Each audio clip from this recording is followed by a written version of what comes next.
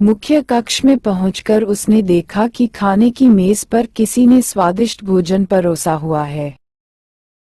व्यापारी थका मांदा तो था ही, ऊपर से भूख प्यास से बेहाल भी था। खाना देखकर उससे रुका नहीं गया और वह झटपट भोजन करने लगा। भोजन करने के पश्चात व्यापारी ने उस महल के स्वामी से मिलकर उसका धन्यवाद करने का निश्चय किया, किंतु पूरा महल घूमने के पश्चात भी उसे किसी के दर्शन नहीं हुए। पूरे महल में किसी को भी न पाकर वह आश्चर्यचकित रह गया। अंततः उसने घर लौटने का निश्चय किया। वह महल से बाहर निकलकर बगीचे में आ गया, जहां उसका घोड़ा एक पेड़ से बंधा हुआ खड़ा था। व्यापारी पेड़ से बंधे हुए घोड़े की लगाम खोल ही रहा था कि एकाएक उसकी नजर क्यारियों में लगे गुलाब के एक खूबसूरत फूल पर पड़ी।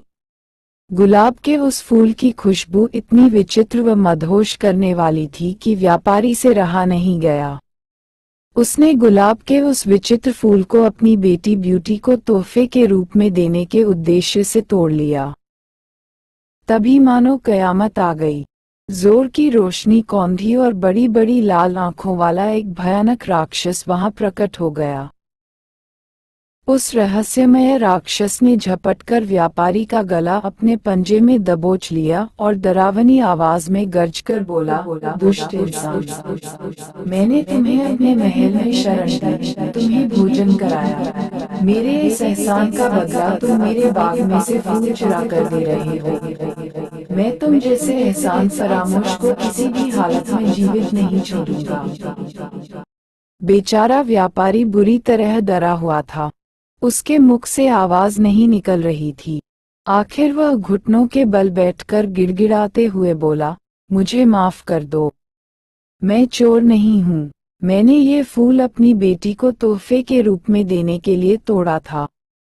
मेरी जान बख्श दो, बदले में जो तुम कहोगे मैं वही करने को तैयार हूँ।